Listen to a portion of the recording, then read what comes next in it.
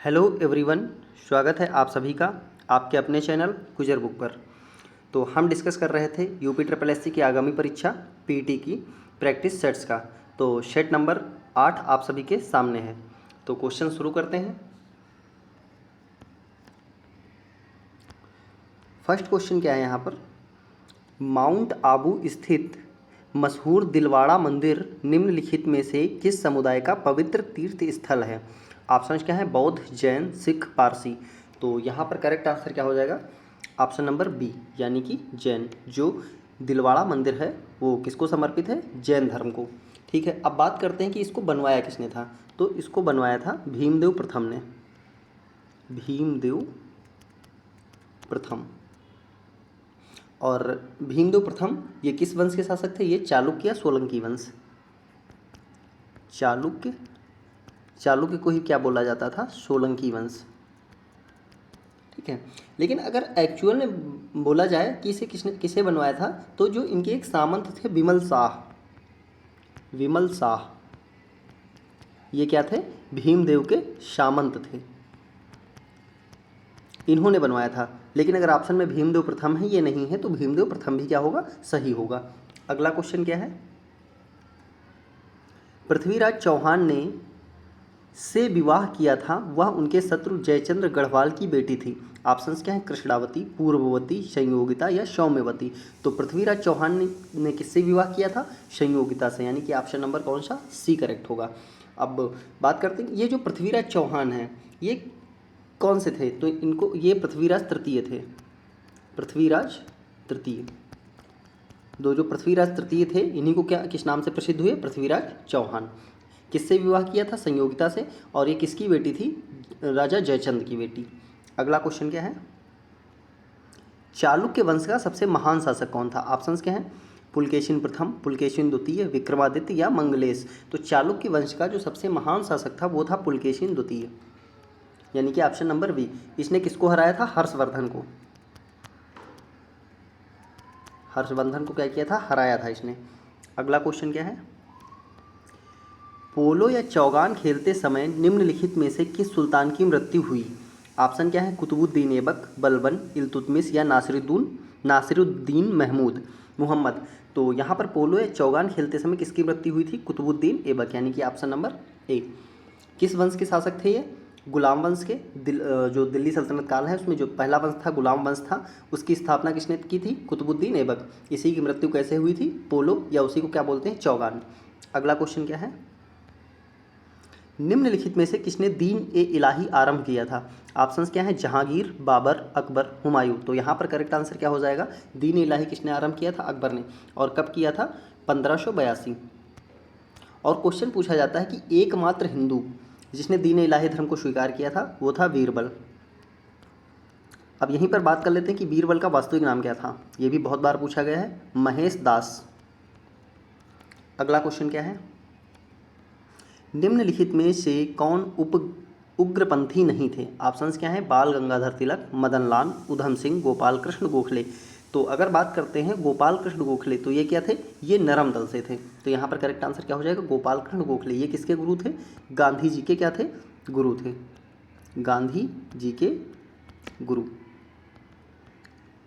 कौन थे, गोपाल कृष्ण गोखले, राजनीतिक गुरु बोला जाता है। लेकिन अगर क्वेश्चन ये पूछा जाए कि गोपाल कृष्ण गोखले के गुरु कौन थे, तो इनके गुरु कौन थे, इनके थे एमजी रानाडे, एमजी रानाडे। ये भी क्वेश्चन पूछा गया है कि गोपाल कृष्ण गोखले के गुरु कौन थे, एमजी रानाडे।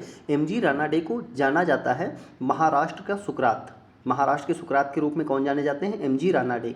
अगला क्वेश्चन क्या है, अमृतसर संधि पर हस्ताक्षर कब किए गए थे। ऑप्शंस क्या हैं, 1819, 1824, 1809, 1825। तो यहाँ पर करेक्ट आंसर क्या हो जाएगा, अमृतसर संधि जो हुई थी ये हुई थी 25 अप्रैल 1809 को, 25 अप्रैल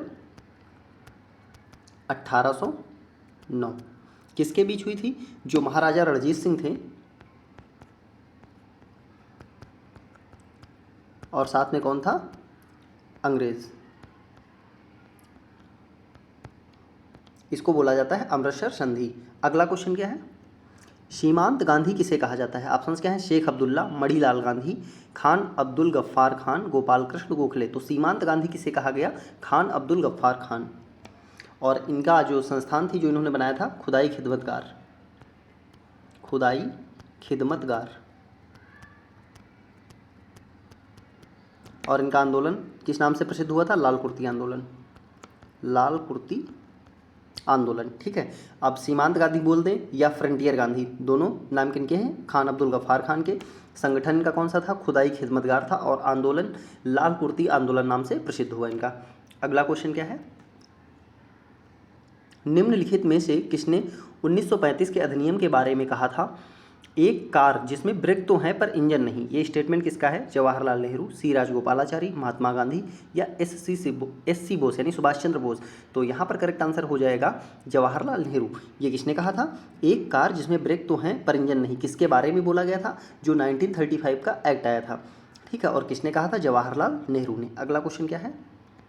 गणेश महोत्सव का प्रारंभ किसने किया था? ऑप्शंस क्या हैं? महात्मा गांधी, लोकमान्य तिलक, पंडित नेहरू, इंदिरा गांधी। तो इसका करेक्ट आंसर क्या हो जाएगा? लोकमान्य तिलक। कब किया गया था? यह 1893 में। और इन्होंने ही 1895 में क्या किया था? शिवाजी महोत्सव, शिवाजी महोत्सव। ये दोनों महोत्सव किसने चलाए थे? लोकमान्य तिलक ने। और कहाँ? महाराष्ट्र में। ऐसा किस लिए किया था? ताकि लोग में थोड़ा एकता बढ़े। ठीक है, एकता लोगों को संगठित करने के लिए गणेश उत्सव और शिवाजी उत्सव किसने शुरू किया था? लोकमान्य तिलक ने, महाराष्ट्र में। अगला क्वेश्चन क्या है? यमुना नदी का उद्गम स्थान है? चौखंबा, बंदरपूछ, नंदा देवी, नीलकंठ। तो इसका करेक्ट आंसर क्या हो जाएगा? जो यमुनोत्री हिमनद है उसके बंदरपूछ से निकलती है, यानी कि ऑप्शन नंबर बी, यमुनोत्री हिमनद। हिमनद कौन सा है? यमुनोत्री हिमनद और बंदरपूछ। अगला क्वेश्चन क्या है? निम्नलिखित में से कौन सा एक सबसे सूखा स्थान है? मुंबई, दिल्ली, लेह, बेंगलुरु। तो सूखा स्थान जहां वर्षा सबसे कम हो। तो भारत में सबसे कम वर्षा कहाँ होती है? लेह में होती है, यानी कि ऑप्शन नंबर सी करेक्ट हो जाएगा। अगला क्वेश्चन क्या है? सूची 1 को सूची 2 से सुमेलित करना है। तो ये क्या है? खनन क्षेत्र है। एक तरफ क्या दिया है? खनिज संपदा। तो काला हांडी, तो जो काला हांडी की खान है ये किसके लिए प्रसिद्ध है? तो ये प्रसिद्ध है बॉक्साइट के लिए, यानी कि फर्स्ट का क्या हो जाएगा? थर्ड, फर्स्ट का थर्ड। जावर ये किसके लिए प्रसिद्ध है? तो जावर प्रसिद्ध है जस्ता और सीसा के लिए, यानी इसका हो जाएगा फोर्थ। फिर कोलार, कोलार तो पता है कहाँ? कर्नाटक में है और सोने के लिए प्रसिद्ध है, यानी फर्स्ट हो जाएगा।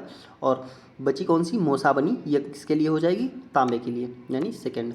तो कौन सा करेक्ट होगा?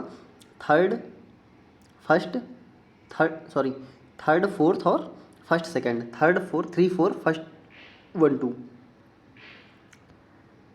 3 4 1 2, यानी कि ऑप्शन नंबर सी करेक्ट हो जाएगा यहाँ पर। अगला क्वेश्चन क्या है? दक्षिण एशिया का सबसे बड़ा मरुस्थल है? ऑप्शंस क्या है? Atacama, Colorado, Kalahari, Thar. तो दक्षिण एशिया का सबसे बड़ा मरुस्थल कौन सा हो जाएगा? थार, जिसको क्या बोलते हैं? Great Indian desert, great Indian desert. इसका विस्तार कहाँ तक है? भारत और पाकिस्तान में। अगला क्वेश्चन क्या है? निम्नलिखित नदियों में से कौन सी विषुवत रेखा को 2 बार पार करती है? ऑप्शंस क्या है? जायरे, नाइजर, नील, अमेजर। तो यहाँ पर यह पूछा गया है कि कौन सी नदी है जो विषुवत रेखा को 2 बार काटती है? तो करेक्ट आंसर क्या हो जाएगा? जायरे, यानी कि ऑप्शन नंबर ए। इसी को क्या बोलते हैं? कांगो नदी। कांगो या जायरे सेम नदी है और ये विषुवत रेखा को। तो अगर बात कर लेते हैं कि कर्क रेखा को कौन सी नदी 2 बार काटेगी? तो कर्क को माही, क्योंकि कर्क कहाँ से गुजरती है? भारत से, और बाकी नदी कहाँ बहती है? भारत में। अगली यहीं पर बात कर लेते हैं कि मकर को कौन सी नदी काटेगी? तो मकर को काटती है लिम्फोफे, लिम्पोपे नदी। कांगो या जायरे किसको? विषुवत रेखा को, माही नदी कर्क रेखा को, और लिम्पोपे नदी मकर रेखा को। अगला क्वेश्चन क्या है? मेक इन इंडिया पहल का शुभारंभ कब किया गया? दिसंबर 2013, मार्च 2014, सितंबर 2014, जून 2025। तो यहाँ पर करेक्ट आंसर क्या हो जाएगा? सितंबर 2014। अगर यहाँ पर डेट पूछ लिया है तो डेट है 25 सितंबर। अगला क्वेश्चन क्या हो जाएगा? राष्ट्रीय कृषि और ग्रामीण विकास बैंक नाबार्ड की स्थापना कब की गई? 1991, 1975, 1982, 1987। तो इसका करेक्ट आंसर क्या होगा? 1982। इसकी भी डेट साथ में आती है 12 जुलाई, 12 जुलाई 1982।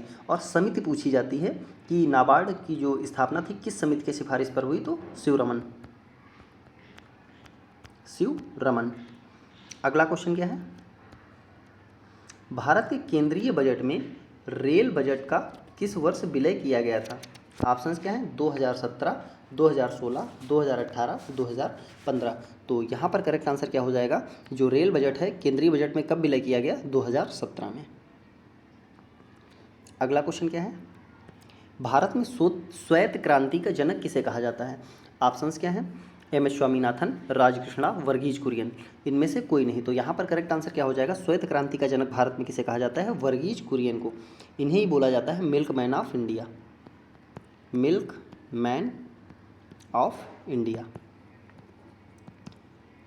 इन्होंने क्या शुरू किया था, श्वेत क्रांति। किससे रिलेटेड है, दुग्ध उत्पादन से। अगला क्वेश्चन क्या है, राजकोषीय घाटा का अर्थ क्या है? ऑप्शंस क्या हैं, सरकार द्वारा एकत्रित कुल राजस्व, सरकार के कुल राजस्व और कुल व्यय के बीच का अंतर, सरकार का कुल व्यय, सरकार द्वारा ली गई कुल उधार राशि। तो यहाँ पर राजकोषीय घाटा किसे बोलते हैं, सरकार का जो कुल राजस्व होता है और जो कुल व्यय होता है इसके बीच का जो अंतर होता है इसी को क्या बोलते हैं, राजकोषीय घाटा। यानी कि ऑप्शन नंबर बी करेक्ट हो जाएगा यहाँ पर। अगला क्वेश्चन क्या है, भारतीय संविधान में अवशिष्ट शक्तियों का विचार कहाँ से लिया गया है? ऑप्शंस क्या हैं, जापान, कनाडा, दक्षिण अफ्रीका, अमेरिका। तो यहाँ पर करेक्ट आंसर क्या हो जाएगा, कनाडा। तो अवशिष्ट शक्तियाँ होती क्या हैं, एक्चुअली अपने संविधान में कितनी सूचियाँ हैं? तो केंद्र सूची है एक राज्य सूची है, एक कौन सी है, समवर्ती सूची है। केंद्र सूची में कितने विषय हैं इस समय, 100 याद रखना। राज्य सूची में 61 और समवर्ती सूची में 52। ठीक है, तो जो 100 विषय केंद्र सरकार पे, इन पे कानून कौन बनाएगा, केंद्र। जो राज्य के पास है इन पे कानून कौन बनाएगी, राज्य। और समवर्ती सूची में कानून कौन बनाएगा, राज्य या केंद्र, कोई भी बना सकता है। लेकिन अगर दोनों में कुछ विवाद है तो कौन सा मान्य होगा, केंद्र वाला मान्य होगा। फिर ये बोला गया है कि जो विषय इन तीनों में नहीं दिए गए हैं उनको क्या बोलेंगे, रेजिडुअल, और उन पे कानून कौन बनाएगा, केंद्र बनाएगा। ये चीज़ कहाँ से ली गई है, कनाडा से ली गई है। अगला क्वेश्चन क्या है, संविधान का कौन सा भाग संविधान संशोधनों से संबंधित है?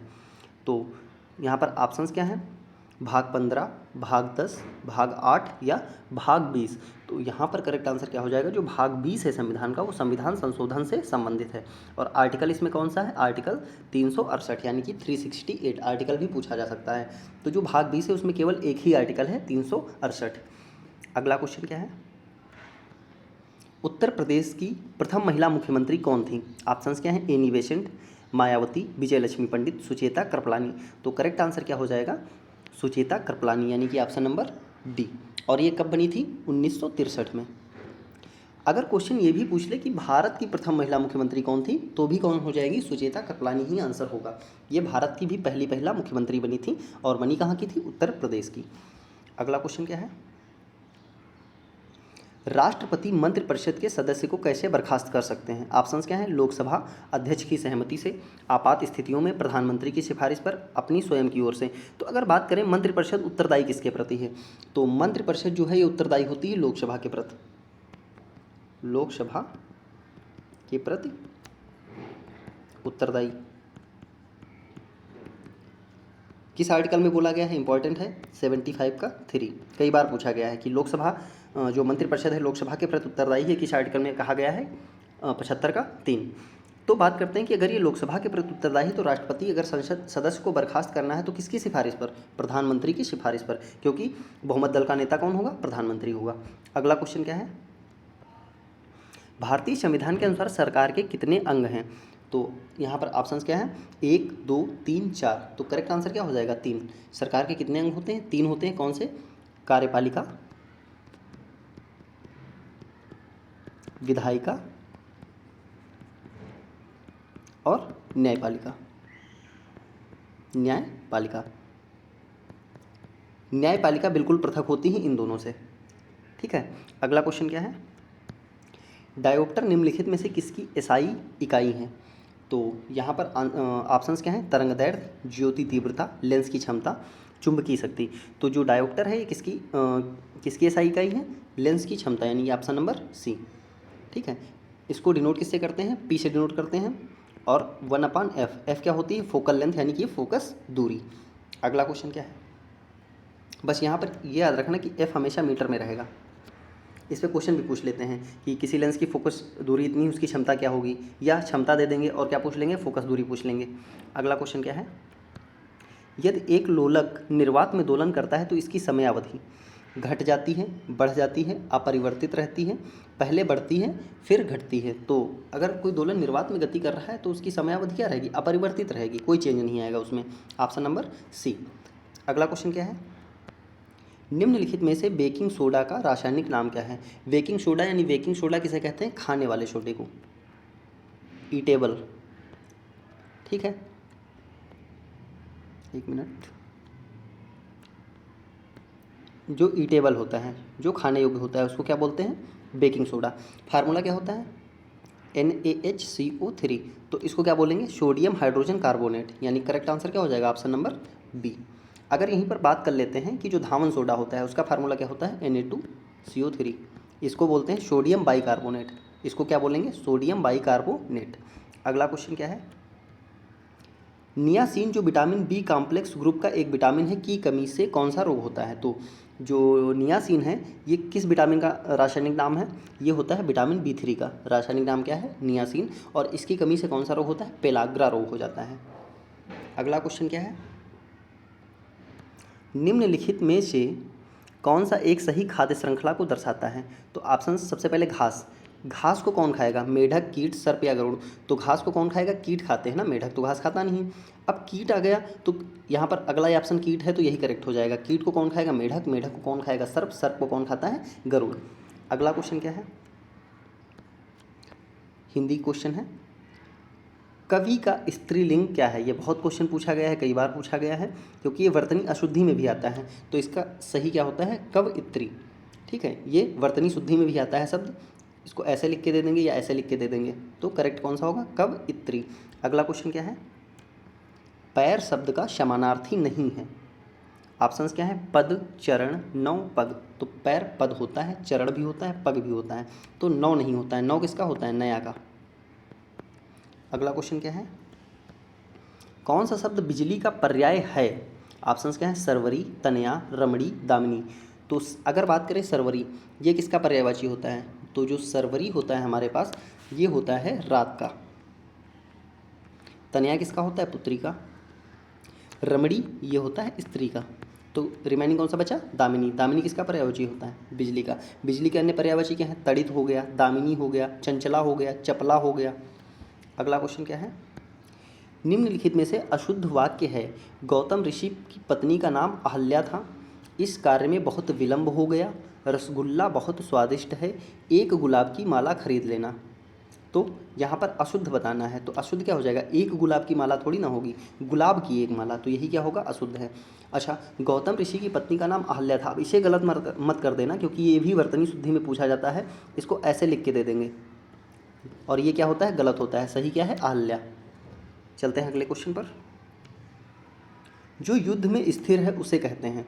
ऑप्शंस क्या हैं?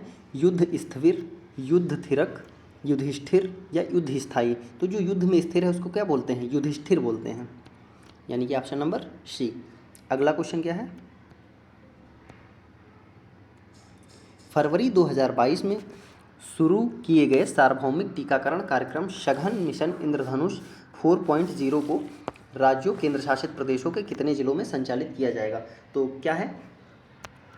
जो टीकाकरण है सघन मिशन इंद्रधनुष 4.0, इसको कितने जिलों में शुरू किया जाएगा? 416 जिलों में। और अगर ये पूछ लिया जाए कि मिशन इंद्रधनुष ये स्टार्ट कब किया गया था? 25 दिसंबर 2014। 25 दिसंबर 2014। और इस टाइम कौन सा चल रहा है? मिशन इंद्रधनुष 4.0। इसको नाम क्या दिया गया है? सघन मिशन इंद्रधनुष 4.0, फरवरी 2022 से। अगला क्वेश्चन क्या है? फरवरी 2022 में किस सुरंग को 10,000 फीट से अधिक की ऊंचाई पर स्थित सबसे लंबी राजमार्ग सुरंग के रूप में वर्ल्ड बुक ऑफ रिकॉर्ड्स में द्वारा मान्यता दी गई है? ऑप्शंस क्या हैं? सेला सुरंग, नेचीफू सुरंग, जवाहर सुरंग या अटल सुरंग। तो यहाँ पर करेक्ट आंसर क्या हो जाएगा? अटल सुरंग। ये 10,000 फीट से अधिक की ऊंचाई पर है और सबसे लंबी राजमार्ग सुरंग। ठीक है, अगला क्वेश्चन क्या है? हेनले योम पार्टनर्स द्वारा जारी हेनले पासपोर्ट सूचकांक 2022 Q3 आया है में भारत को कौन सा स्थान प्राप्त हुआ है? ऑप्शंस क्या हैं? 72वां, 78वां, 87 और 88। तो यहाँ पर करेक्ट आंसर क्या हो जाएगा? 87वें नंबर पर कौन सा है? भारत है। ये Q3 है हेनले पासपोर्ट इंडेक्स। नंबर 1 पर कौन रहा है? जापान। अगर बात करते हैं कि भारत का स्कोर कितना रहा है, तो इसको बोलते हैं वीज़ा मुक्त स्कोर। 60 रहा है भारत का। जापान का कितना है? 193। वीज़ा मुक्त स्कोर, इसका कहने का मतलब ये होता है, ये जो स्कोर होता है ये बताता है कि बिना वीज़ा के आप कितने देशों में जा सकते हैं। अगर आपके पास भारत का पासपोर्ट है, तो अगर आपके पास भारत का पासपोर्ट है तो आप कितने देशों में घूम सकते हैं? 60 देशों में बिना वीज़ा के। लेकिन अगर आपके पास जापान का पासपोर्ट है तो आप 193 देशों में घूम सकते हैं बिना वीज़ा के। अगला क्वेश्चन क्या है? मई 2022 में किस देश को association of Asian election authorities का अध्यक्ष चुना गया? क्या है? AAEA, association of Asian election authorities. Option क्या है? जापान, चीन, इंडोनेशिया और भारत। तो यहाँ पर करेक्ट आंसर क्या हो जाएगा? भारत। कब से कब तक रहेगा? 2022 से 24 तक। और बात करते हैं कि AAEA की स्थापना कब हुई थी? 1998 में। फुल फॉर्म भी पूछा जा सकता है, association of Asian election authorities, 1998। अगला क्वेश्चन क्या है? मई 2022 में कौन सा न्यू बैंकिंग स्टार्टअप भारत का 100वां यूनिकॉर्न बन गया है? ऑप्शन क्या है? टिंक, ओपन, कोडट या एक्सेस। तो यहाँ पर करेक्ट आंसर क्या हो जाएगा? एक्सेस। एक मिनट, यहाँ पर करेक्ट आंसर हो जाएगा इसका ओपन, एक्सेस नहीं, सॉरी, ओपन होगा। ये बना है 100वां यूनिकॉर्न और यह new banking startup Bengaluru Karnataka में स्थित है। ठीक है, ये कहाँ स्थित है? बेंगलुरु कर्नाटक। और जो 100वां यूनिकॉर्न है इसका नाम क्या है? ओपन। अगला क्वेश्चन क्या है? अंतर्राष्ट्रीय ऊर्जा एजेंसी IEA की एक रिपोर्ट के अनुसार भारत वर्ष 2026 तक विश्व के तीसरे सबसे बड़े इथेनॉल उपभोक्ता के रूप में किस देश को पीछे छोड़ देगा? ऑप्शंस क्या हैं? चीन, अमेरिका, ब्राज़ील, मैक्सिको। तो यहाँ पर करेक्ट आंसर क्या हो जाएगा? चीन। यानी कि चीन अभी किस नंबर पे है? तीसरे नंबर पे है। और ये अनुमान लगाया है किसने? अंतर्राष्ट्रीय ऊर्जा एजेंसी ने, कि 2026 तक भारत किस नंबर पे आ जाएगा? तीसरे नंबर पे, यानी चीन पीछे हो जाएगा। अगला क्वेश्चन क्या है? उत्तर प्रदेश के किस शहर में स्किल इंडिया अंतर्राष्ट्रीय केंद्र की स्थापना की जाएगी? आगरा, लखनऊ, वाराणसी या नोएडा। तो यहाँ पर करेक्ट आंसर क्या हो जाएगा? ऑप्शन नंबर सी, यानी कि वाराणसी। स्किल इंडिया अंतर्राष्ट्रीय केंद्र, अगर पूछा जाए कि भारत में जो फर्स्ट बनाया गया था स्किल इंडिया अंतर्राष्ट्रीय केंद्र, वो कहाँ बनाया गया था? ओडिशा। और उड़ीसा में कहाँ? भुवनेश्वर। और यूपी में कहाँ बना है? वाराणसी में। अगला क्वेश्चन क्या है? नवंबर 2021 में प्रधानमंत्री नरेंद्र मोदी ने पूर्वांचल एक्सप्रेसवे का उद्घाटन किया। इस एक्सप्रेसवे के संबंध में विकल्प में कौन सा तथ्य सही नहीं है? तो ये भी सारी डिटेल पता होनी चाहिए इसकी। पहला स्टेटमेंट क्या है? 16 नवंबर 2021 को प्रधानमंत्री नरेंद्र मोदी ने पूर्वांचल एक्सप्रेसवे का उद्घाटन किया। बिल्कुल सही है। इस एक्सप्रेसवे की लंबाई 340.824 किलोमीटर, लगभग 341, ये भी सही है। यह एक्सप्रेसवे बलिया के मंदरिया गांव तक बनाया गया है। तो अगर इसकी बात करते हैं तो ये कहाँ से कहाँ तक जाएगा? ये लखनऊ से प्रारंभ होगा और गाजीपुर में समाप्त होगा। लखनऊ टू गाजीपुर। तो ये क्या है? ऑप्शन नंबर सी क्या हो जाएगा? गलत हो जाएगा। तो क्वेश्चन में गलत पूछा गया है, तो यानी कि यही ऑप्शन क्या हो जाएगा? सही। ये कहाँ से कहाँ तक जाएगा? लखनऊ से गाजीपुर। ठीक है।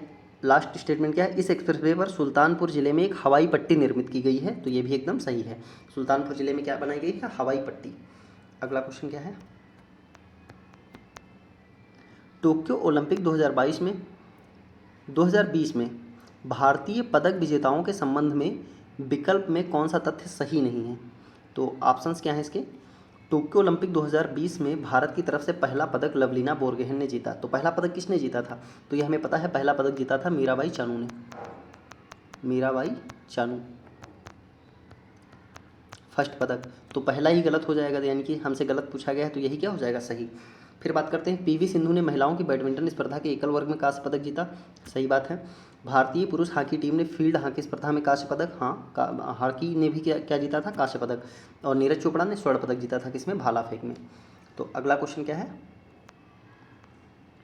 अबू धाबी की राजधानी है ऑप्शन क्या है? यूनाइटेड अरब अमीरात, नीदरलैंड्स, दक्षिण कोरिया, इटली। तो अबू धाबी की राजधानी क्या है? यूनाइटेड अरब अमीरात, सॉरी, अबू धाबी किसकी राजधानी है? यूनाइटेड अरब अमीरात की। नीदरलैंड की क्या है? नीदरलैंड की है एम्स्टर्डम। इटली क्या है? इटली की रोम है। अगला क्वेश्चन क्या है? पुष्कर मेला कहाँ आयोजित किया जाता है? बिहार, उत्तर प्रदेश, मध्य प्रदेश, राजस्थान। तो पुष्कर मेला कहाँ आयोजित किया जाता है? ये राजस्थान राज्य में किया जाता है। राष्ट्रीय रेल संग्रहालय कहाँ स्थित है? ऑप्शन क्या हैं? नई दिल्ली, उत्तर प्रदेश, पंजाब, हिमाचल प्रदेश। तो इसका करेक्ट आंसर क्या हो जाएगा? नई दिल्ली, यानी कि ऑप्शन नंबर ए। राष्ट्रीय रेल संग्रहालय कहाँ पर स्थित है? नई दिल्ली में। और इसका उद्घाटन या स्थापना 1 फरवरी 1977 में किया गया था। अगला क्वेश्चन क्या है?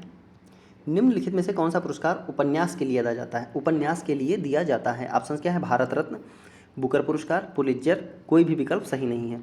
तो अगर भारत रत्न की बात करें तो ये भारत में दिया जाता है, कोई उत्कृष्ट काम करता है किसी क्षेत्र में। पुलित्जर पत्रकारिता के लिए है, पत्रकारिता। तो उपन्यास के लिए कौन सा हो जाएगा? बुकर प्राइज, यानी कि correct answer option number B. अगला क्वेश्चन क्या है?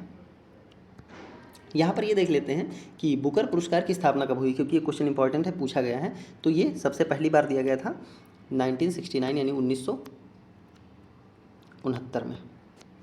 अगला क्वेश्चन क्या है? 1084 की माँ पुस्तक के लेखक कौन हैं? सुगाथा कुमारी, महाश्वेता देवी, रीता कोठारी, कृष्णा सोबती। तो यहाँ पर करेक्ट आंसर क्या हो जाएगा? 1084 की माँ जो पुस्तक है ये किसने लिखा है? महाश्वेता देवी। और इनको ज्ञानपीठ पुरस्कार दिया जा चुका है, ये ज्ञानपीठ पुरस्कार सम्मानित हैं। अगला क्वेश्चन क्या है? भारतीय संसद में कितने सदन हैं? ऑप्शंस क्या हैं? 2, 3, 4, 5। तो संसद में कितने सदन होते हैं? 2 होते हैं। कौन से? लोकसभा, राज्यसभा। अगर बात करते हैं लोकसभा तो इसको बोलते हैं निम्न सदन, निम्न सदन। और राज्यसभा को क्या बोलते हैं? उच्च सदन। ऐसा इसलिए क्योंकि राज्यसभा कभी भंग नहीं हो सकती, लेकिन लोकसभा का विघटन या भंग कभी भी हो सकता है। ठीक है, लेकिन अगर यहीं पर यह पूछे जाए कि सरकार के कितने अंग हैं, तो लोकसभा राज्यसभा के साथ राष्ट्रपति को भी शामिल किया जाएगा। अगला क्वेश्चन क्या है? 57वां ज्ञानपीठ पुरस्कार किसे प्रदान किया गया है? ऑप्शंस क्या है? दामोदर माउजो, नीलमणि फुकन जूनियर, अमिताभ घोष, रघुवीर चौधरी। तो यहाँ पर करेक्ट आंसर क्या हो जाएगा? जो 57वां ज्ञानपीठ पुरस्कार है ये दिया गया है दामोदर माउजो को, यानी करेक्ट आंसर ऑप्शन ए। और अगर बात करते हैं कि 56 नंबर किसे दिया गया था, तो ये दिया गया था नीलमणि फुकन जूनियर जी को। आपको ये क्रम याद रखना है कि 56 पूछ ले तो नीलमणि फुकन और 57वां दामोदर माउजो। क्वेश्चन ऐसे ही पूछा जाएगा। अगला क्वेश्चन क्या है? मार्च अप्रैल 2022 में इटली में आयोजित 45वीं विश्व ब्रिज चैंपियनशिप 2022 में सीनियर टीम श्रेणी में किस देश ने रजत पदक जीता है? ऑप्शंस क्या है? पोलैंड, भारत, अमेरिका या जापान। तो रजत पदक किसने जीता है? जो 45वीं विश्व ब्रिज चैंपियनशिप आयोजित हुई है तो इसमें जीता है भारत ने। अब ये क्वेश्चन इंपॉर्टेंट क्यों हो जाता है? क्योंकि पहली बार भारतीय टीम विश्व ब्रिज चैंपियनशिप में फाइनल खेली है। ठीक है, पहली बार फाइनल में पहुंची थी भारतीय टीम, किसमें? विश्व ब्रिज चैंपियनशिप, जो कि कहाँ आयोजित हुई थी? इटली में, इसलिए क्वेश्चन इंपॉर्टेंट है। अगला क्वेश्चन क्या है? गणतंत्र दिवस परेड 2022 में किस राज्य की झांकी को सर्वश्रेष्ठ झांकी का पुरस्कार प्रदान किया गया? तो ऑप्शंस क्या हैं यहाँ पर? उत्तर प्रदेश, महाराष्ट्र, गुजरात, मणिपुर। तो इस बार जो गणतंत्र दिवस हुआ था उसमें किस राज्य की झांकी को सर्वश्रेष्ठ झांकी का पुरस्कार दिया गया? तो इसका करेक्ट आंसर हो जाएगा उत्तर प्रदेश। और झांकी को जो थीम थी वो क्या थी? एक जिला एक उत्पाद, एक उत्पाद। और साथ में क्या था? काशी विश्वनाथ धाम। ये भी पूछा जा सकता है कि किस पर आधारित थी? काशी विश्वनाथ धाम। अगला क्वेश्चन क्या है? जनवरी 2022 में संपन्न टाटा स्टील शतरंज 2022 के चैलेंजर्स वर्ग का खिताब किसने जीता? ऑप्शंस क्या हैं? अर्जुन एरिगैसी, के शशिकरण, मैग्नस कार्लसन या वेस्ली सो। तो ये जो टाटा स्टील शतरंज हुई है इसमें चैलेंजर्स वर्ग का खिताब किसने जीता था? अर्जुन एरिगैसी ने, अर्जुन एरिगैसी। और ये कहाँ हैं? कहाँ के हैं? भारत के ही हैं, भारत के हैं। टाटा स्टील शतरंज आयोजित कहाँ हुई थी? ये हुई थी आयोजित नीदरलैंड में, नीदरलैंड में आयोजित हुई थी। और चैलेंजर्स वर्ग का खिताब किसने जीता है? अर्जुन एरिगैसी। और ये कहाँ के हैं? भारत के हैं। तो फ्रेंड्स आज का सेशन यहीं पर कंप्लीट होता है। उम्मीद करते हैं सेशन आपको अच्छा लगा होगा। अगर सेशन अच्छा लगा है तो वीडियो को लाइक करें, कमेंट करें और ज़्यादा से ज़्यादा शेयर करें। और अगर आप चैनल पर नए हैं तो चैनल को सब्सक्राइब करना ना भूलें। धन्यवाद।